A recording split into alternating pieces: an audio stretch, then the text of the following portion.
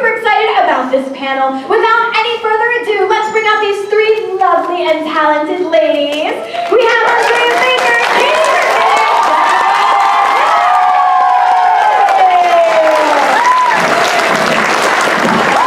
I know, right? They already sent you guys up to come up here. I apologize for that. I should have said, whoa! Ready, 1, 2, 3, all together. Whoa!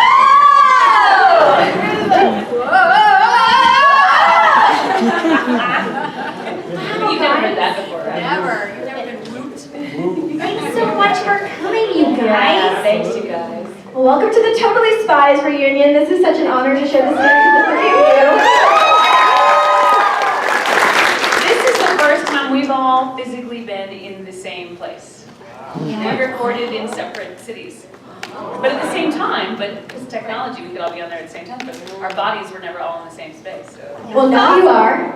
And Yes. when I was reading about it, like you just mentioned, so you would do the sessions at the same time, but from different locations. How does that even work? And different time zones, because I live in Toronto, Canada, and these lovely ladies were in Los Angeles, so there's a time difference, there's all kinds of... Yeah, we would show up at a studio in LA, and they would dial up through Source Connector, one of those technologies, with the studio in Toronto, where they would actually lay it down, where Katie was, and they would do all the technical stuff from there. So Katie lived in our headphones, and we lived in her headphones. Yes. Yes. And we would record real time, and then they would be recording it there, so they'd have to piece it together, I'm sure, in post-production. But yeah, we would actually get to play off each other, but not physically. That's right. Yeah. But Dre and I did, because we were in the same We were in the same together. room Yeah, always, so that was yeah, awesome. which was awesome. Yeah.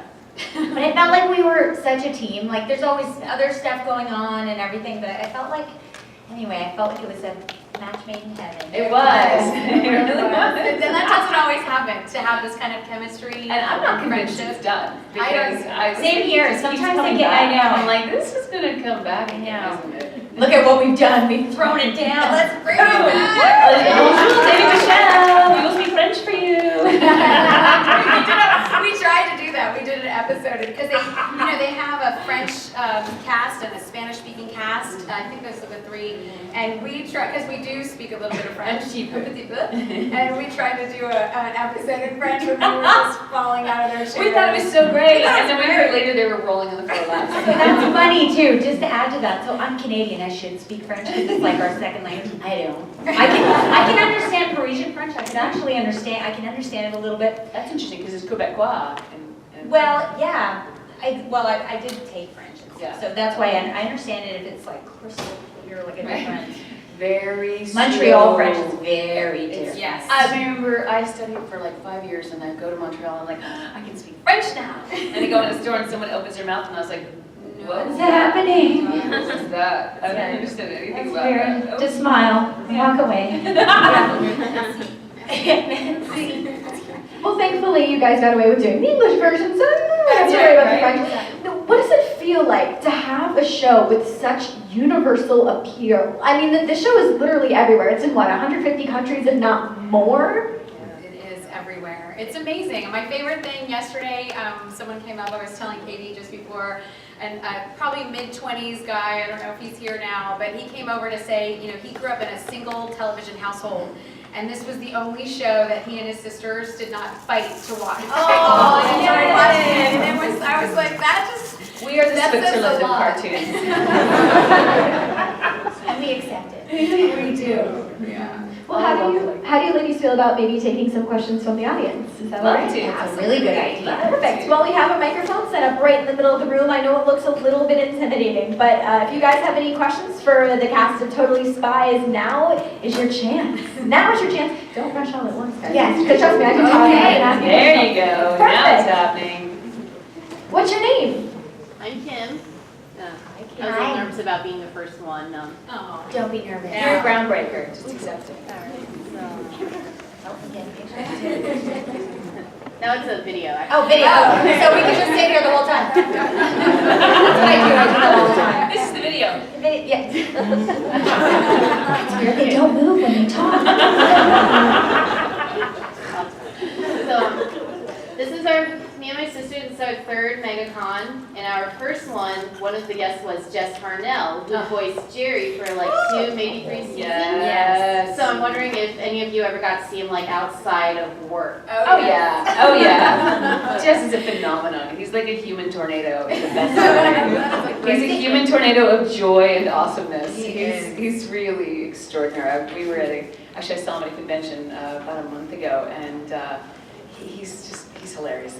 Crazy things ensue whenever you're around Jess, and it's the best thing ever. Was that the one with the Beauty and the Beast reading? Because I saw it on YouTube. Yes, I think it was. Awesome. Yeah. I love you as Dory and him as Marlin for the That was really fun. Yeah, because we play opposite each other on a bunch of stuff like that. Yeah. Nice. Well, I was just gonna say, I think I've met him, and I didn't know that, because I'm from Canada, so there's another Jerry.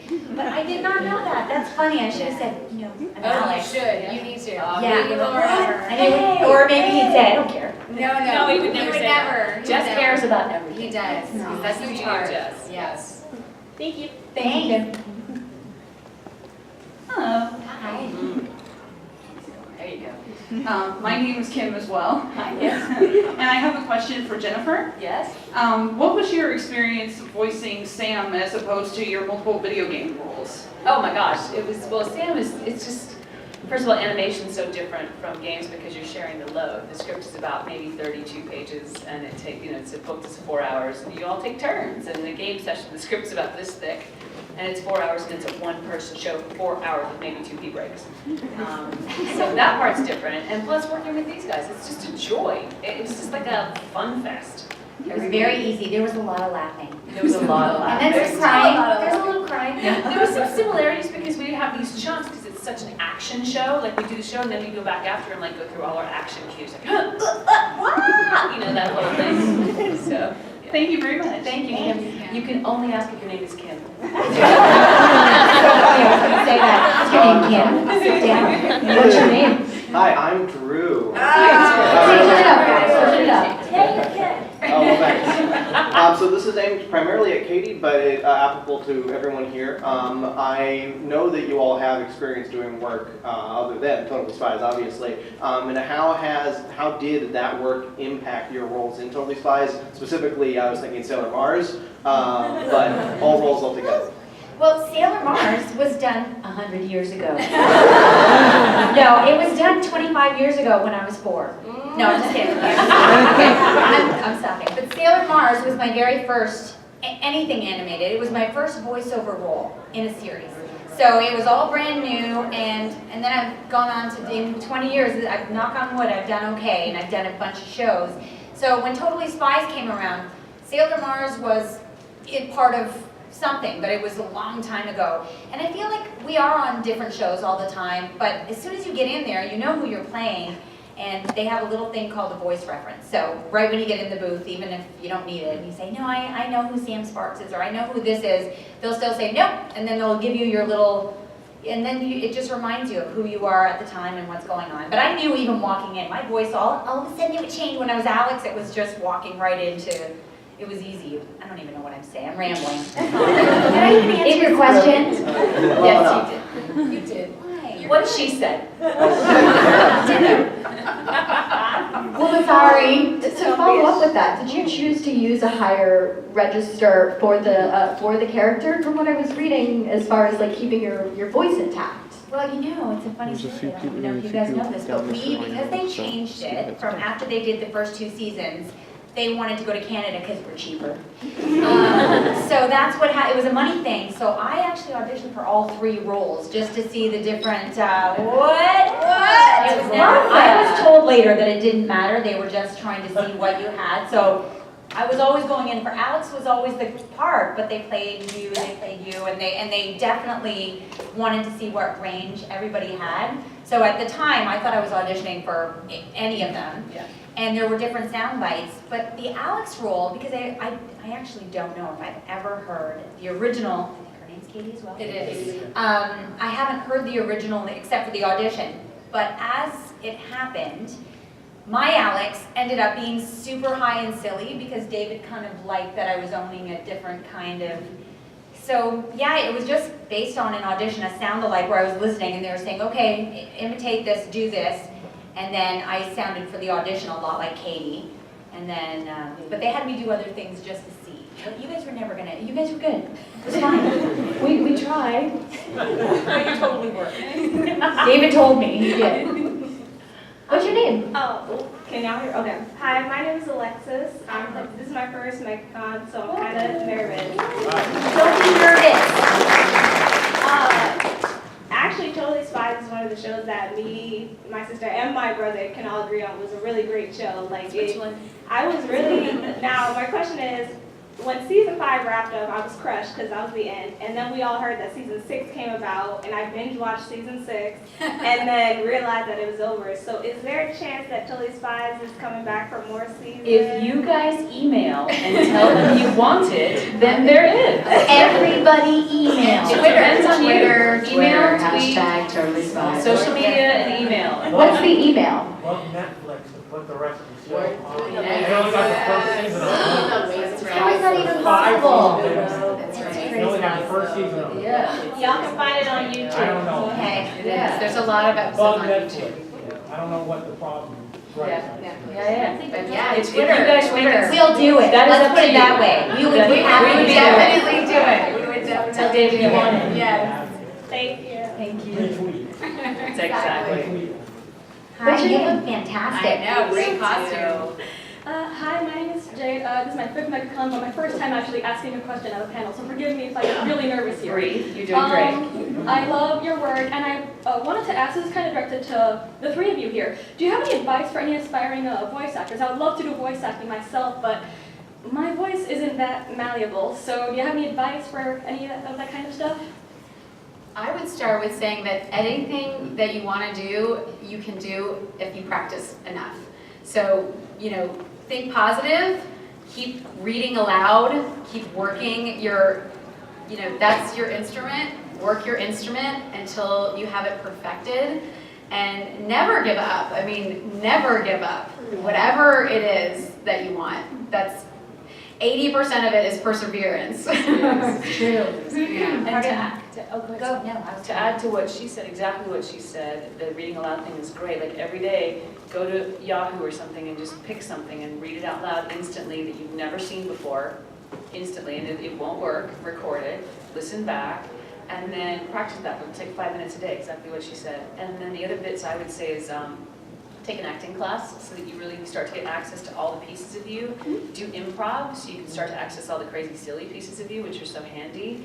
And take a singing class, like classical or Broadway belt training so that you can get your instrument really strong. It doesn't matter if you're good at it or not. What matters is you're building physical strength in your instrument. You're not going to blow it out. And just to add to even that, when you just said about your voice, my natural speaking voice is just this. And I'll go into an audition room and all of us sound like me. So the sound of your voice, just throw that right out the window because it has nothing to do with it. I think there are certain people that have, you have an awesome voice. I'm just saying, in general, if I just met her, I'd say, you should do voice work, and I never say that. But I actually think that it has nothing to do with it. I think you go in there and you see the character, or you see maybe it's an announcing thing for a radio spot, and I don't think it has to do with your voice. I think you just own it, and you get really confident with what you're saying. The words are just gonna come out, and it doesn't matter. And it's not about you. It's about just showing up and let what the writer wrote move through you. They'll get a few flavors of that. They're going to pick the best flavor. And I've had auditions that I thought I knew were incredible, and I didn't get the job. And I've had auditions where I was like, really? And then I got the series. I'm like, wow. Can I that's tell great. you, Totally Spies audition, I got in a car accident on the way. As I was leaving the doctor's office on La Brea, the SAG, whatever that, yes, because I had a horrible head cold. This was the callback. I remember. And I showed up to that, 18 other ladies are in the waiting room. I mean, I sounded like this, and I was like crying because my car was, and it was my brand new car, totally rear-ended on the side. I thought, are you kidding me? Who would, I was like, I can't even do it. It was so awful. I know, Jen and I are watching, yeah, what'd you do? I did. I know what I put my hand on my hip and I did my Clover, even though I sounded like that. And I couldn't believe it. I remember my agent calling me and singing this Clover song. Oh my God. Something I was like, what? She's like, you got the job. I'm like, what? So Clover, wasn't so it? you just get out of your way and you do the best you can. Yeah. And never give up. Don't take no for an answer. And find the joy in doing of it. The audition is the job. Yep. The audition, that's it. You will never see it, decide you're never gonna see it again, and if you do, great. But you might get to come do it again, they pay you for it, but the audition is the job. Because if you show up trying to get something, you're not gonna be completely there. There's gonna be a piece of you going, did I get it yet? Did I get it yet? And then you're not completely involved. Love. That is so All of it. exactly. Love standing in front of a mic. Love this. Love Yeah, it. because you do. Look at that smile. Thank you. Just keep doing Thanks. it. And I have in the line come up with a hashtag. I don't know if you guys are okay with this, to bring the spies back. Hashtag bring the spies back. Yes. Thank you all so much. I love it. Thank you. Hi, Austin. Hi, Austin.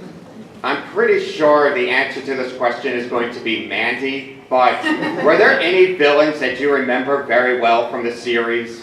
Any, what's that? Any villains that you remember well from the series? I can't remember the name, but the episode when they were on the island, it was like Survivor, but it was it was like Tim Scam. Tim Scam, yes. That was good. Well done, you. And Mandy's kind of a villain too. Mandy was my favorite villain. Oh my god. Thank you.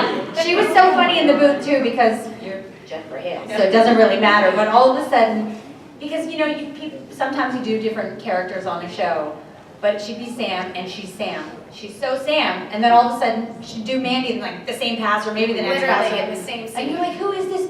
And I'm just hearing her in my headphones. I'm like, Schizophrenia and Jen is amazing. I get paid to be crazy. It's so awesome. Thank you. So, Jen, Yes, Austin. when you did Mandy, did you feel like she was one of the few characters that you really hated? Like, Oh, I love to hate her. I loved her. playing villains are the best. They are the best. There's nothing wrong with me. I'm fabulous. I used to go home after the session and try and do the laugh. The best. I will someday. I'll tell you where I found that laugh, but not here. thanks, thank you. Thanks, Austin. What's your name? Hey, my name is Dominique. It's my Dominique, point that down so you don't have to get uncomfortable. All the cords Like too. that? There you go. hey, it's my first time here at MegaCon. Welcome. I'm having a blast, Good. And I have a question.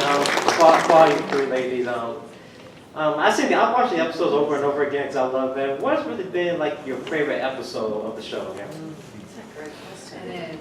I loved when Oinky was around. As soon as Oinky was introduced, Oh. you're so adorable. Like Alex was just such a sweetheart, and she was so passionate about Oinky. You don't mess around with Oinky. There's that one episode, and they said, no, you can't.